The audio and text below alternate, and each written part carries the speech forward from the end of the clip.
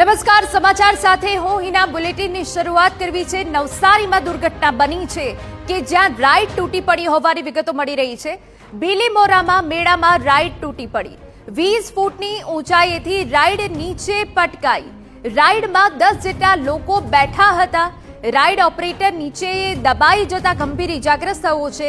આપને જણાવી દઈએ કે આ જે દુર્ઘટના બની છે તેમાં 2 મહિલા અને 2 બાળક પણ ઇજાગ્રસ્ત થયા હોવાની વિગતો છે. રાઈડ ઓપરેટર નીચે દબાઈ જતા ગંભીર રીતે ઇજાગ્રસ્ત થયો છે અને 2 મહિલા સહિત 2 બાળકો પણ ઇજાગ્રસ્ત થયા છે.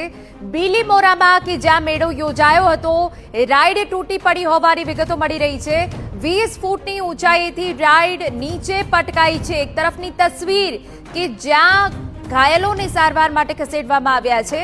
અમારા સંવાદદાતા નિલેશ ગામિત વધુ વિગતે વાત કરવા જોડાયા છે. નિલેશ, કેવી રીતે ઘટી છે આખી દુર્ઘટના? શું વિગત આપની પાસે?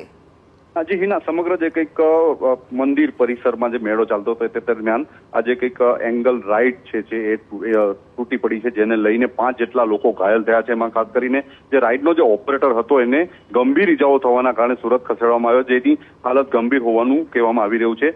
4 જે લોકો છે એમાં 2 બાળકો છે અને 2 મહિલાઓ છે. એમની હાલ જે કંઈક સારવાર ચાલી રહી છે બીલીમોરા શહેરમાં. અને ખાસ કરીને આજે ઘટના ઘટી છે એમાં જે રાત્રિ દરમિયાન મેળો ચાલી રહ્યો હતો, રાત્રે 11 વાગ્યાના અરસામાં આ પ્રકારની આ ઘટના ઘટી છે. એમાં જે રાઈડ 40 ફૂટ જેટલી ઉપર જતી હતી અને ત્યારબાદ ચક્કર ખાઈને જે કંઈક નીચે આવતી હતી.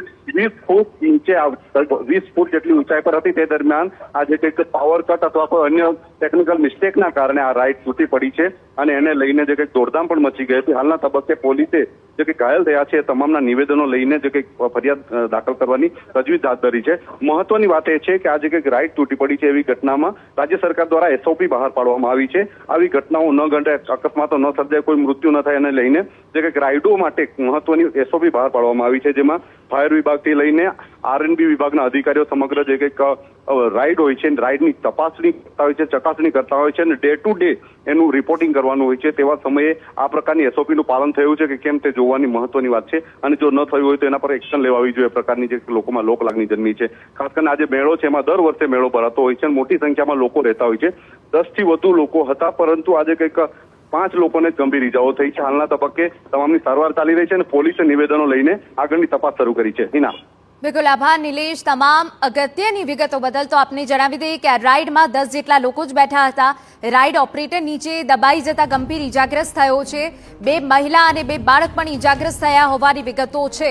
હવે રાઈડ સંચાલક દ્વારા SOP નું પાલન કરવામાં આવ્યું હતું કે કેમ તે હવે તપાસનો વિષય રહેવાનું છે.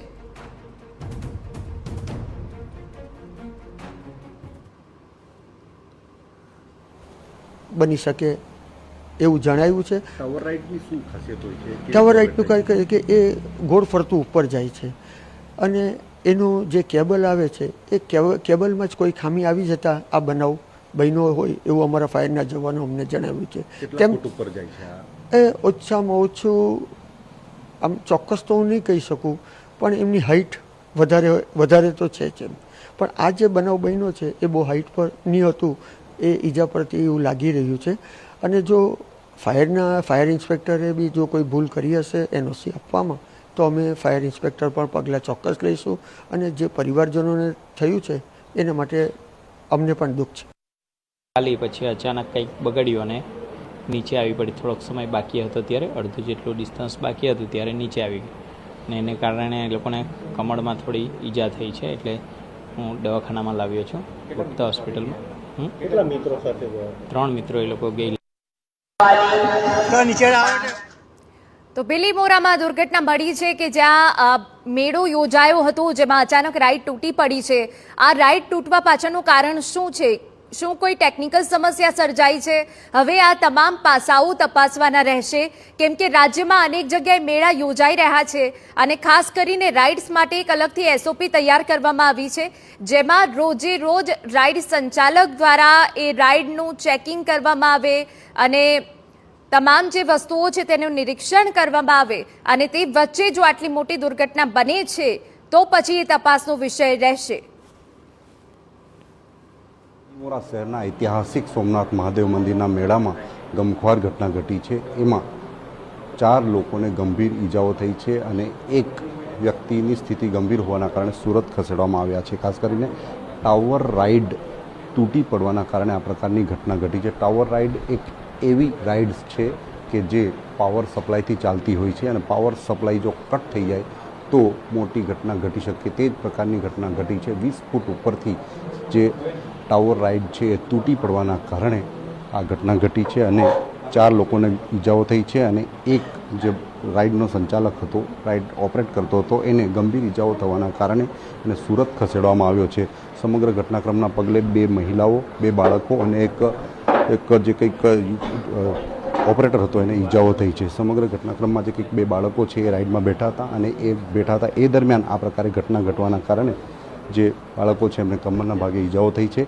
વાલીઓ સાથે એમને એડમિટ કરવામાં આવ્યા છે. બાળકો પણ ઈજાઓ થવાના કારણે થોડાક ડરમાં છે અને સમગ્ર જે કંઈ ઘટના ઘટી છે એને પગલે પોલીસે તપાસ શરૂ કરી છે. પોલીસે તમામ જે કંઈક ઇન્જર્ડ થયેલા લોકો છે એમના નિવેદનો લેવાની શરૂઆત કરી છે.